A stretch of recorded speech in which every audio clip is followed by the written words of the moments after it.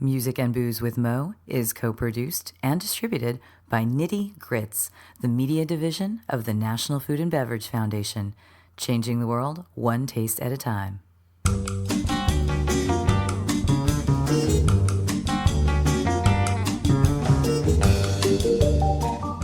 Welcome to Music and Booze with Mo. I'm Mo Herms, and I've worked in the music industry most of my life, so have met some pretty amazing musicians over the years. I also love a good cocktail, and I've encountered some really interesting bartenders as well. It seems that there's a lot of crossover, so when I can, I like to talk to musicians and bartenders about music and booze. Join us at the bar, won't you?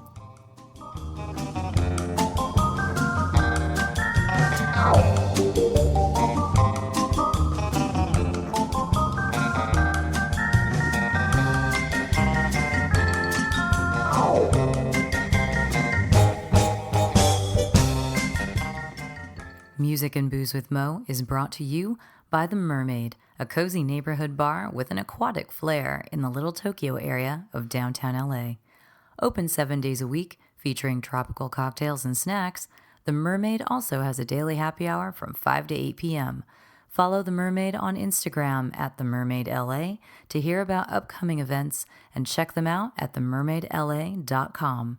Head to 428 East 2nd Street, Los Angeles, for a drink. Big train rolling down the line makes me lonely. Sometimes I wish to ride away. Sometimes I want to ride away.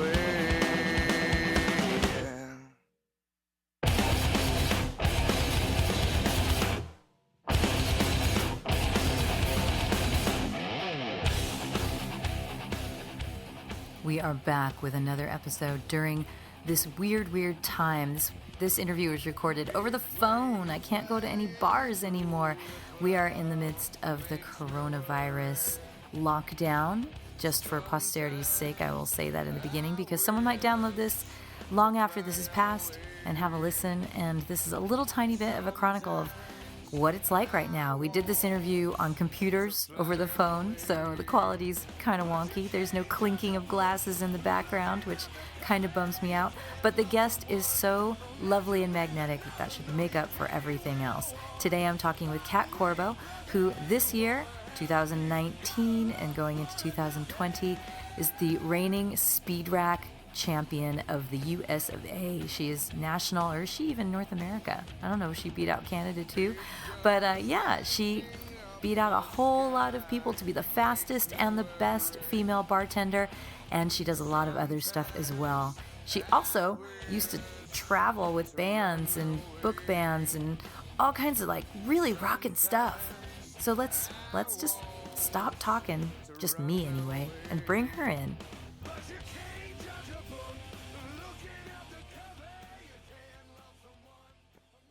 But I always ask people to start off by introducing themselves. Tell me who you are and what you do in the spirits world and such, or in the bar community. Yeah. So go for it. So my name is Kat, and sometimes I go by Kitty because when I moved to LA, there were so many cats that worked with me. Actually, one of them. She used to work at which is why I called you Kitty at first. Yes.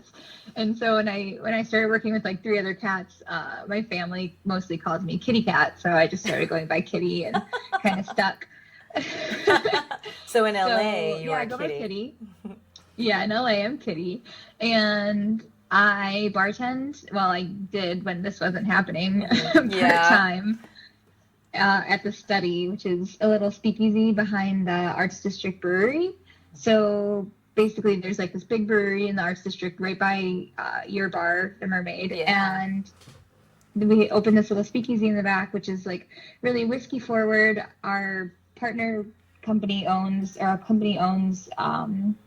7 Grand. So it's very like it's 7 Grand inspired. It's super fun. We sell cigars, but you smoke them outside. We don't have any, I wouldn't want to be in a cigar shop.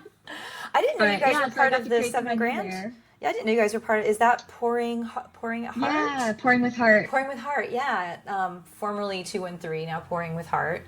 And actually, if I remember correctly, the name change for Pouring at Heart came from what they were starting to do more philanthropic stuff. Is that where that came from? Sort of. I think it had to do on the legal end. Oh, they were that like too. somebody was switching out, and then they were also they wanted to they're expanding across the U.S. quite rapidly. So they wanted to have something that was more rounded. That makes sense. But yes, also philanthropic had Yes. something to do with it. And you have a couple other things we can throw behind you in that you're also a brand rep. Am I correct? You're still with Saint Germain? Yes. Yes. Yeah. So I'm part time with Saint Germain as well. Mm-hmm. So I get to put on really fun trade advocacy programs and take people out for bike rides and spritzes and brunches and Yeah, and then do yoga with people. Oh, you do yoga for Saint Germain? How did I not know this? Yeah. I have a class scheduled coming up. In 2 weeks, I have a bartender yogi. She's going to teach us a Zoom class. Oh my gosh, and then we'll have spritzes afterwards. Zoom yoga and spritzes for all. That's lovely. And then on top of that, you are not only, are you bartending downtown, but you're actually an award-winning bartender as well, right? I think, are you still currently, you're like, oh, I can hear how sheepish you are over the phone right now, but it's national. Come on, own it, girl, own it. So you are? So Speed Rack, the national champion, I guess. It is the national champion. Yeah, you don't have to guess about that. Yeah. I know, it's still so weird to say because I had wanted it for so long, and then when it happened, it still doesn't really feel real. Yeah, I remember watching the video and the look on your face, when you had won. There's still that photo floating around and they've got your arm up in the air and you're just covering your face like, no way, no way did this just happen. And you were a wild card too, right? Yeah, so basically Speed Rack is this all-female speed craft bartending competition, and there's 8 regions across the U.S., and then it does go internationally as well. But for the U.S., there's 8 regions, and then you compete in your localized region. So I went up to SF. You have to apply, and basically a couple hundred people apply, maybe 20 or 30 women get accepted. And then if you're accepted, you go compete in your region, and then you do prelims. So then they narrow it down to just the top 8 fastest bartenders, and then those top 8 go compete on stage for the actual show, which people pay to come into, and then all the proceeds go to breast cancer. So over the past 8 years, they've raised over $1 million for breast cancer foundations, which is amazing. That's amazing. That's incredible. Yeah. And so I competed in the California regional, and then got second place. It was my first time competing on stage, and then I got second place to Jeannie Grant, who is the California winner. And I know Katie knows her. She came and did a guest shift at the Mermaid too. Yeah, we know Jeannie. She's amazing. She's great. Then so the winners from each region get to go to the national competition, and one wild card. So you basically have to rally votes and get voted in, and then I was somehow able to, LA backed me, and we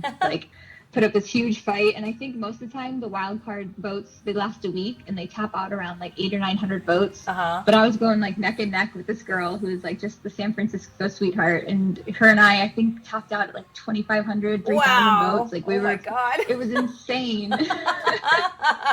The amount of support that we both had. We were just for every day I'd wake up and just text people and be like, please let me go, and then people would vote me in. And so so I got voted in, and then went to Chicago last May and won the whole thing. That's amazing. Oh my gosh, it's almost been a year since that happened.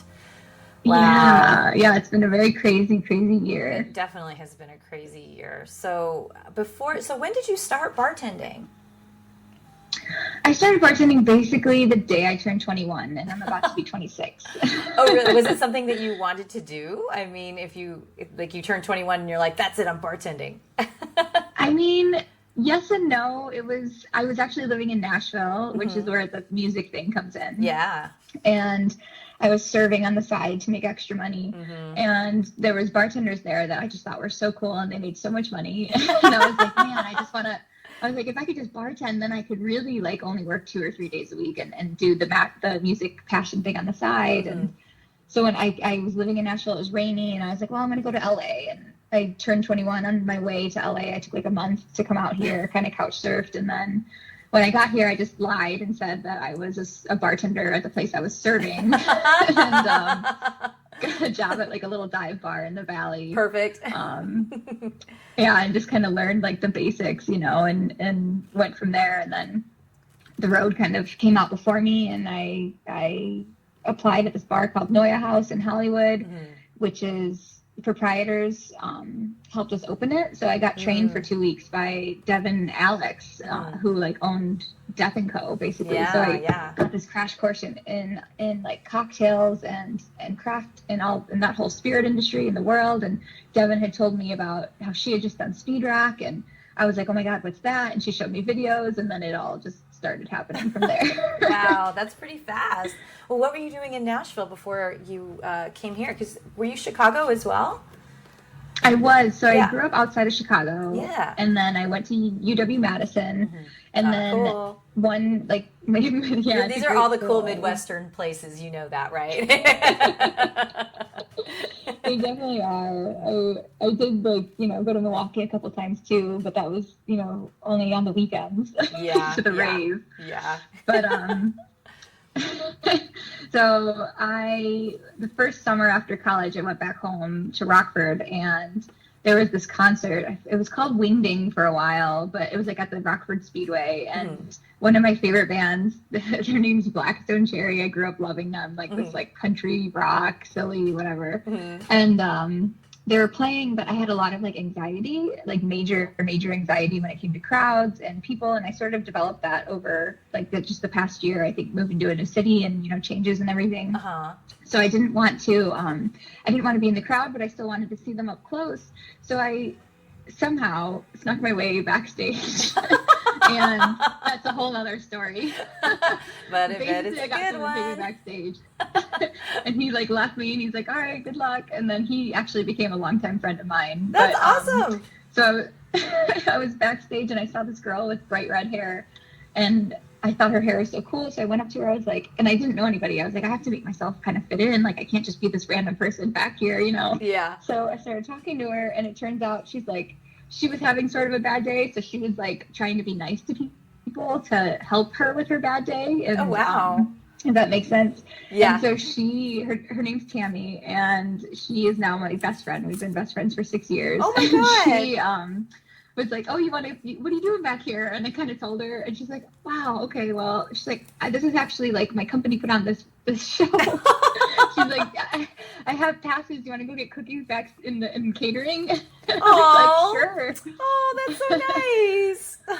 Yeah. So I guess she figured you weren't a weirdo. You weren't like back there to like stalk anybody. You're like, I just am scared of crowds. So she's like, cool, let's help the sister out. That's awesome. Totally. What a neat way to meet somebody. And then I'm assuming you started working with her.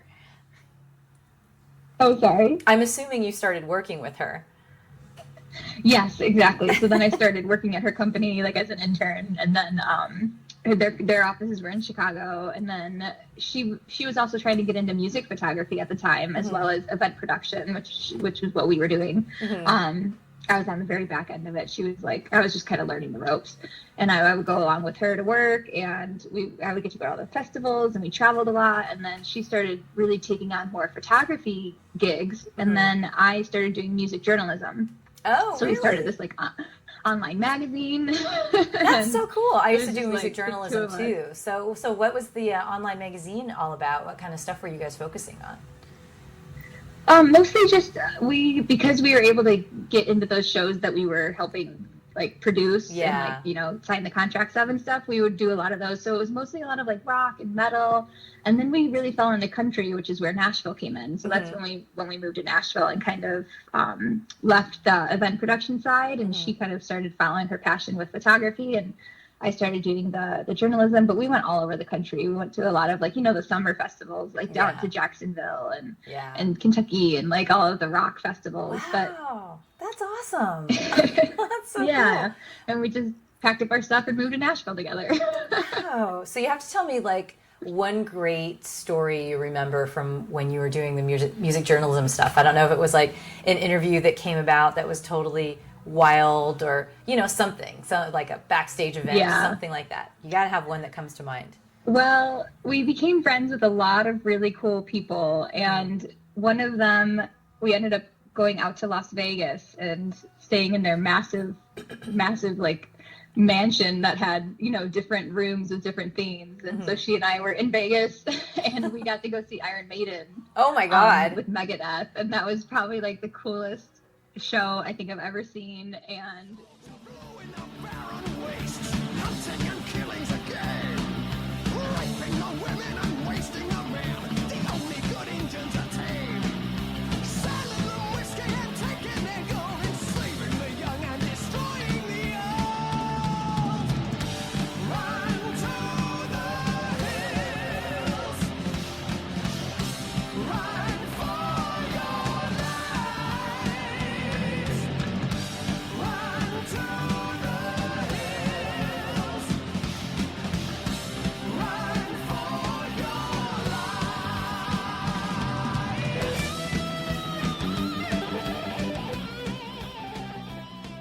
literally just one of the best shows I think I've ever seen, and it sort of inspired us and just, you know, ignited that flame. But it was cool. It was a really, really, really cool show. And he's actually, so it was, do you know Vinnie Paul from Pantera, the drummer? Oh yeah, uh-huh.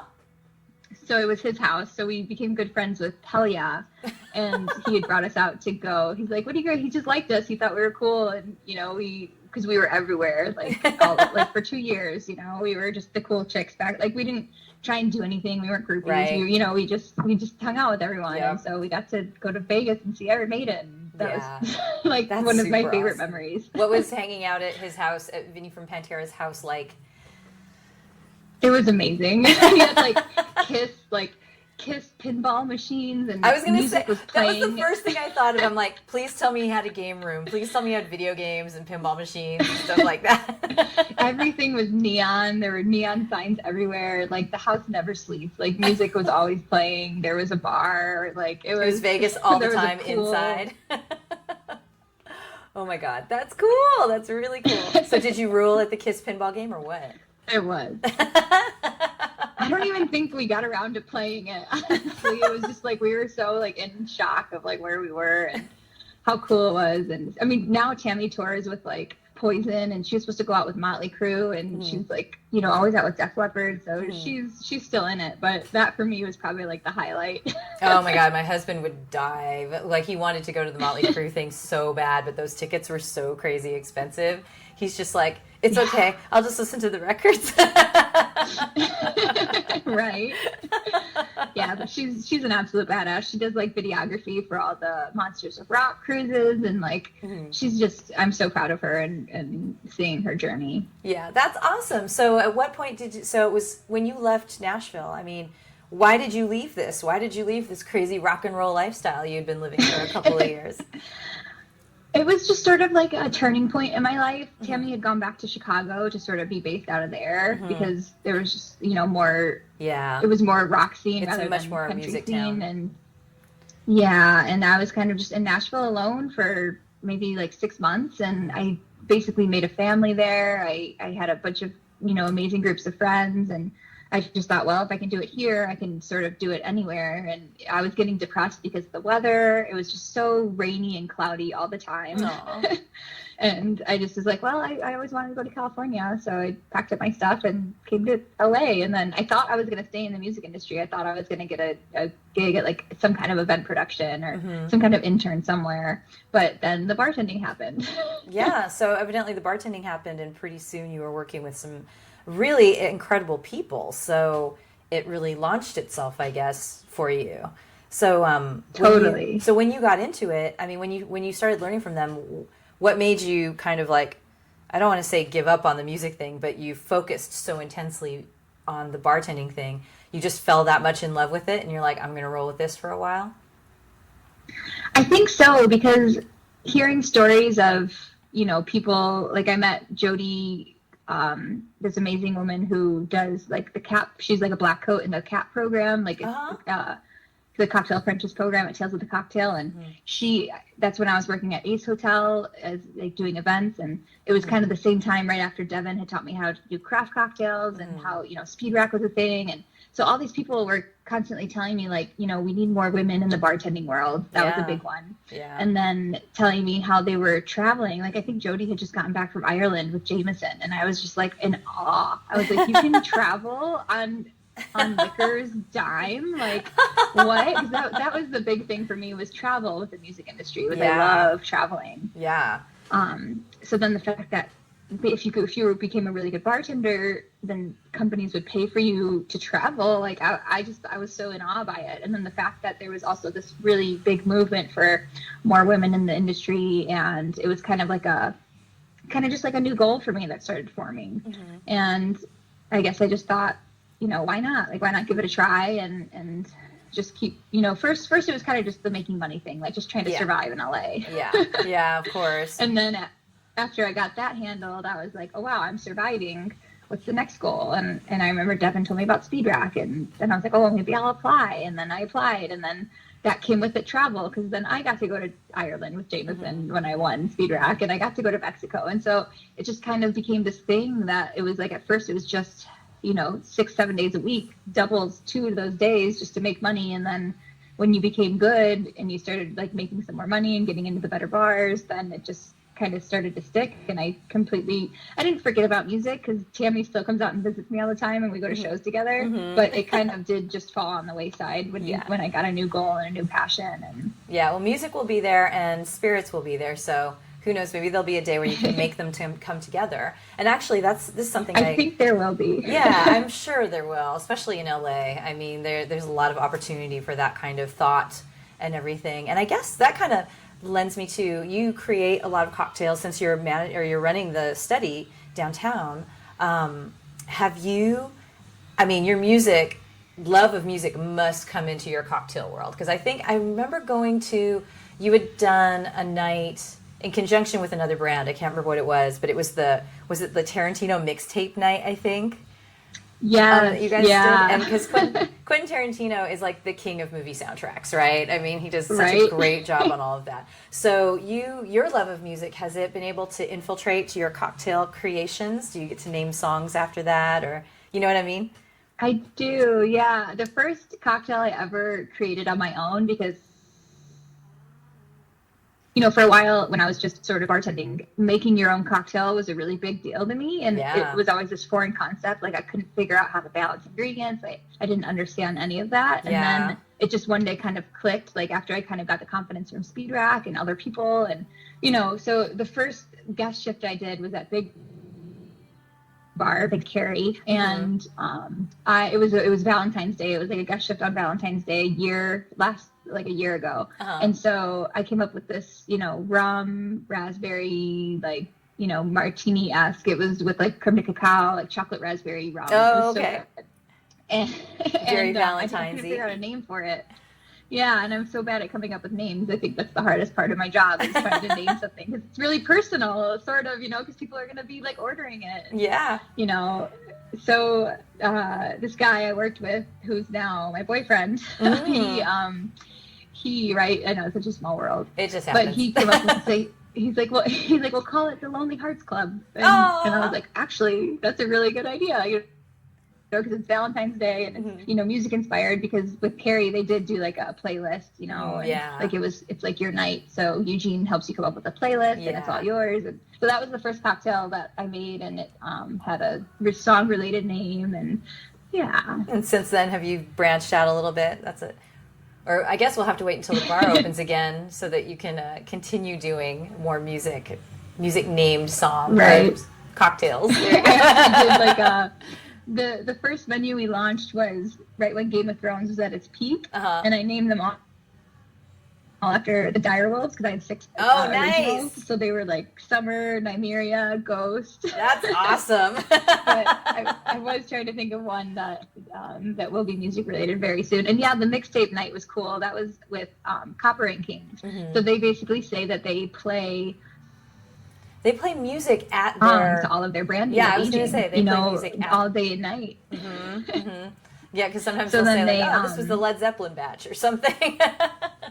Yeah, exactly. They have literally like different music thing, and you can like listen to what the brandies are listening to, like on Spotify. And so they did the mixtape mixology nights, and we just did like a Quentin Tarantino like theme. It was so cute. It was so much fun, and we had a cool playlist going, and you know the movie's playing in the background. Yeah, so. That was really fun. That was neat. I think my husband wore like, he has like a True Romance, which is more of a Tarantino script. He has a True Romance shirt. I feel like he wore it that night because he's a big fan of anything awesome. Tarantino. Yeah. So, well, right now, since we are living in a time where none of us can actually see each other anymore, for a period of time anyway, and the bars are closed, but you still have Saint Germain, and you're still keeping busy. So what kind of stuff are you keeping busy with during this time? So we have new, like, adjusted, basically we call them KPIs, like, you know, goals that we have to get done every month. Yeah. And Bacardi is really awesome. They've been giving us, like, you know, at first we got to work with other brands. Is within the Bacardi portfolio, yeah? Yeah, exactly. So you get to work on this big umbrella.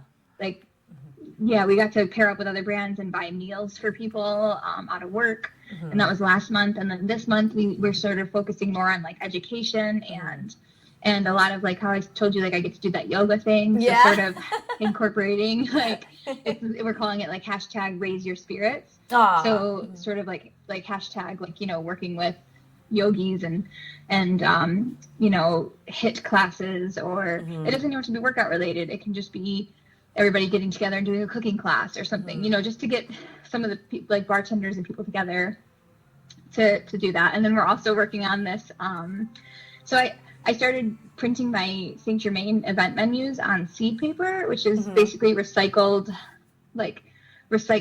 paper made out of seeds that if you plant it after you use it, it grows wildflowers. Oh, I think I have heard about that actually. Well, that actually keeps very much in the theme of Saint Germain.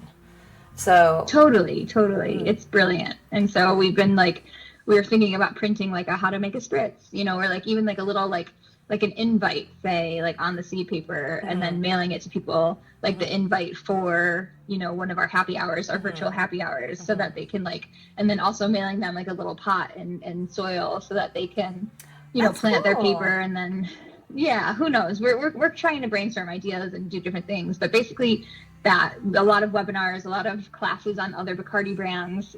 You know. Yeah. What's something during the time you've been working with Saint Germain, which is a really special brand? I had a friend who was a rep for them on the East Coast for a really long time. Marlo Gamora. I think you met him once or twice.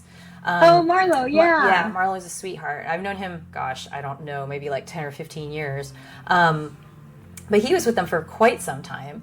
So since you've been there, and everything I hear about working with Saint Germain is very positive all the time. So what's been some wonderful things that you've learned during your time at Saint Germain or you've gotten to do with this company?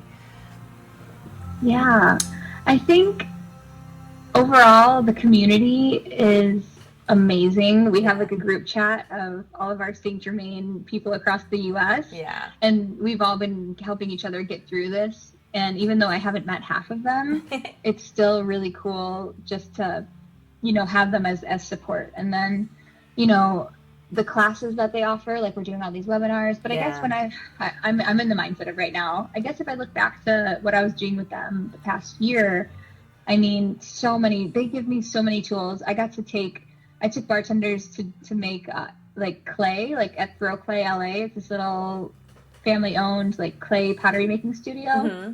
So basically once a month I get to take a group of bartenders to go do something that relates to Saint Germain and just sort of, you know, advocacy, like hang out with them and make sure that basically what I try and always do is, you know, my platform is not that I have a platform, but what I like to say is like, you know, like helping underrepresented populations grow in the bar community, whether it's women or minorities or whatnot, because there's still places like Roger Room. As much as I love Roger Room, there's no female bartenders there, none. You know, and I talked to one of the guys who was doing the hiring. They did a round of hiring, and he's like, honestly, nobody applied. He's like, it's not that I wouldn't hire a woman. He goes, we just didn't have the applicants. And it's the same with like, all of the bartending competitions. There's not a lot of females like in these bartending competitions because they just don't apply. So I try and get as many women as I can. I don't exclude men by any means, but I just try and always, include as many women as I can so that they can network and then be introduced and feel confident in their skills. It's about applying visibility. For these jobs. I mean, it really is. Exactly. It's visibility. And we have to speak loudly. I can say, and you may have noticed too when you go around from bars to bars. Of course, some bars, like you were saying, sometimes just seem, like there's just set in stone. Like it's not going to change. This is how this is set up. It just seems that way until someone tries, But I've noticed definitely around town and when I travel, so many more women. Is that the right way? I want to say so much more. More. I've noticed many more women these days behind the bar, which is great. It's lovely to see that people are stepping up and that they're going for it. And not only that, but behind the scenes too, which I'm sure you're aware of. Becoming distillers, producing their own brands, putting bourbons and gins and all of that out there in the world, and creating there are more women-owned companies. And hopefully, with what's happening now, we don't lose a lot of the stuff, the bartending behind the scenes, but I think that I keep reading report after report that while everyone is in quarantine, alcohol sales are going through the roof, which kind of cracks me up. This is true. So I'm like, well, I guess hopefully the brands are doing okay, so at least the brands rep might still have stuff to do when this is all said and done. Speaking of, back to your brand, to Saint Germain, I heard you did a virtual happy hour with Mermaid, and I think I caught most of that, if not the whole thing. And you were, oh, good. Yeah, and you said something really interesting during that about the production of Saint Germain and just how it might be different this year because of the season of when you pick the flowers. Can you talk about that for a second? I found that so fascinating.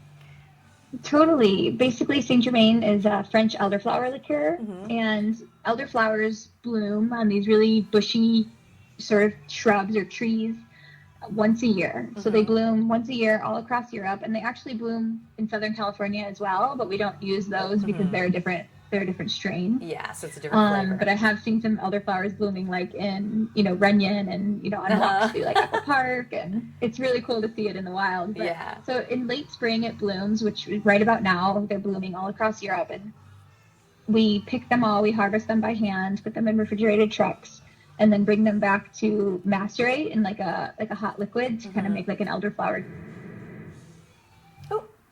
And then a special eau de vie de vin is added, which is made just for us. It's a grape, like a grape spirit, made of 3 different grapes. And so that brings it to proof.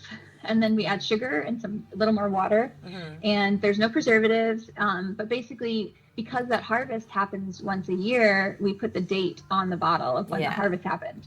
So if you have like a bottle that says, 13 is the last 2 digits, then that's from the 2013 harvest, and it actually starts to oxidize in the bottle, so the colors change. So if you hold up, I have like a 2014 Saint Germain to a 2019 Saint Germain, the colors are a lot different, and it almost starts to taste like a PX sherry. Like it almost starts to have this like really robust, like less citrusy, more, but it's just amazing. But yeah, so I don't know how COVID is going to affect the harvest this year. I haven't really heard word on what's going on, or if they're still doing it, or if we're going to have, who knows? Something this year. That's something for people to look out for, because it makes me think of chartreuse. You know how chartreuse had a period of time when they left France and went to Spain. And the bottles from that time, of course, it tastes slightly different because the ingredients are, it's all about what is in the air when these things are growing, what is in the air and what is in the water. Same with agaves in Mexico, depending on the terroir and everything. So I think about that. I remember being in a place called Pouring Ribbons in New York, and Joaquin, the guy who owns that place, he loves chartreuse and collects chartreuse, but you could do a flight and they had some of those bottles from Spain that you could try against. I know exactly what you're talking about. I was there. Yep, totally. You could have your flight of Such a good bar. Yeah, oh my God, it's so wonderful. It's so great. But yeah, I just found that so fascinating. That was kind of, something that really brought that to my mind in regards to spirits, because you're used to hearing that with wine, right? Wine, they always have that kind of. So I'm very curious as to maybe one of the silver linings of the coronavirus lockdown that we're all going under is there might be a really interesting Saint Germain that comes out of it. There could be. It could be really limited because maybe they started, the harvest a little bit before COVID happened, and then, maybe they're working on it now. I actually don't know. I'm excited. It's something for people to keep watch on. So, well, we've actually been chatting for like a half hour. Can you believe it? I mean, that went fast. I know, you totally did it. So that's usually a good spot to kind of wrap things up. But before I do, Awesome. I wanted to have you like throw out any social media you want to throw out. If we want to like, pump up the study so that, breweries usually do okay. Is the study doing any to-go stuff? Or I'm sorry, maybe Arts District is doing to-go with their beer. I don't think they are, actually, unfortunately. Yeah, well, we totally shut it down. Everything shut down. But the Mermaid is, so go to the Mermaid. I know, the Mermaid is, but this is about you and what you want to pump up. So let people know, how to find you on the social media if you want to be found, all that kind of stuff. Okay, cool. Yeah, so my brand-focused Instagram is @KissOfSpritz, and that's kind of where I'll post, the yoga classes or the cooking classes. I repost a lot of what our whole community is doing. So a lot of Bacardi is doing the #RaiseYourSpirits, where we're kind of hosting things to get bartenders together just to raise your spirits and have fun and kind of get taken out of the isolation mindset. Yeah, right. And then my personal Instagram is just kitty cat X, but it's like kitty __cat __X. So kitty cat X. Basically, I post the same thing on both of them. The Kiss of Spritz has the boozier stuff. So cool. Yeah, and Kiss of Spritz is more. It's the Saint Germain stuff. Yeah. And then you're at the study. Hopefully we'll be back at the study and we can all go enjoy a lovely drink. I know we're all knocking on wood or crossing our fingers or whatever we have to do, that we can all be back to our regular watering holes sooner than later. So, okay, cool. Exactly. I don't know if there was anything else you wanted to tell anybody about, but I think we're good. Yeah, just stay safe, wash your hands. Right. I can't wait to hug everybody when this is all over. Oh my God, there's going to be so much hugging. All right, well, thank you so much, Kat. I really appreciate it. Hey, listen close and you can hear that loud jukebox playing in my ear. Ain't no woman gonna change the way I think. I think I'll just stay here and drink. Yes, sir.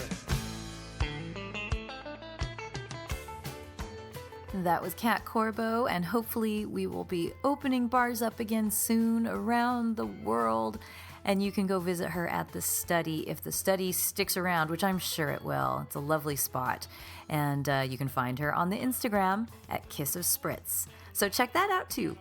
And thanks so much, Kitty, for being here. There's a pretty rockin', massive playlist that she has contributed to the Spotify account, so go hit that up as well if you just can't get enough rock and roll and then some. Music and Booze with Mo is brought to you by Barkeeper, a head shop for cocktail lovers, located at 614 North Hoover Street in Silver Lake, Los Angeles. Stop by for barware, vintage glassware, a carefully curated collection of spirits, and one of the most impressive selections of bitters anywhere.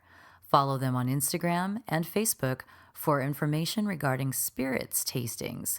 That's barkeepersilverlake.com, and also in the Virgil Village neighborhood of Silver Lake, Los Angeles.